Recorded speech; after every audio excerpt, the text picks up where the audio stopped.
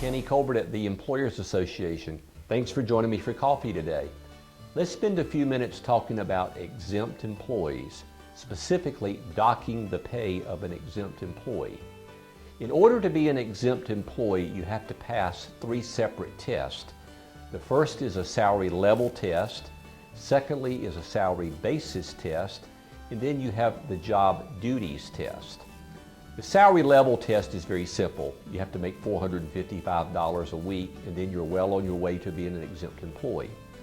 The salary basis test says that you make a predetermined salary, and subject to rare occasions, your pay is never reduced. The job duties test simply says that you have to pass the executive, administrative, or professional test. But let's go back to that salary basis test. It says you make a predetermined salary and your pay is rarely reduced. There are 2 times that you would reduce the pay of an exempt employee. One is for the employee's convenience, and the other is for the employer's convenience. At the employee's convenience, the Department of Labor and the Fair Labor Standards Act really don't get involved. Let me give you an example of docking the pay for an employee's convenience. Let's say you have an exempt employee and he makes $1,000 a week.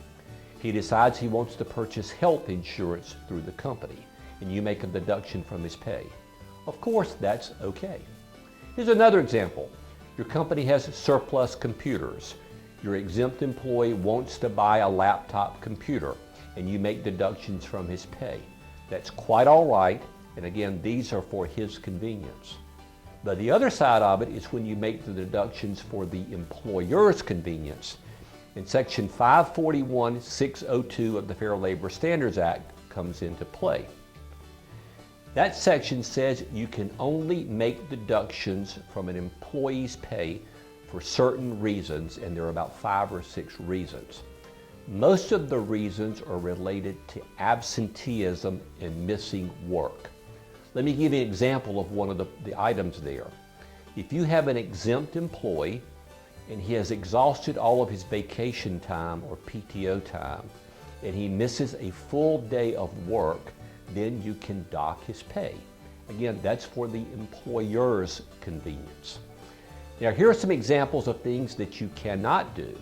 You cannot dock an employee's pay because he loses something, he damages something, etc. So an example, you have an exempt employee, he makes $1,000 a week, he has a fender bender on the company car, and you want to make a deduction from his pay. You can't do it because it's not on that list of items in 541-602.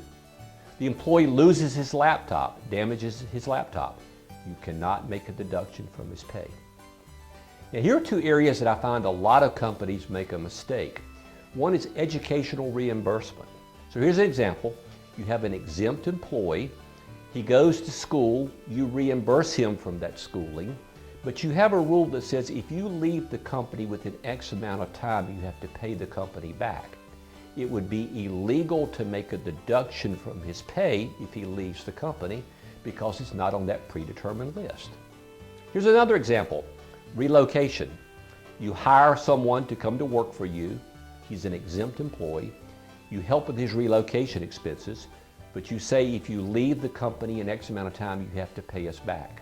Again, you can't do it. Now, here is one bright spot for the company. Generally speaking, the only way you're going to get caught making an illegal deduction is if the employee complains to the Department of Labor and they come to investigate. Fortunately for companies, the DOL just does not show up unannounced. They're so busy, they only come on a complaint-only basis. A lot of HR people and a lot of employees don't know that it's illegal to dock the pay of an exempt employee.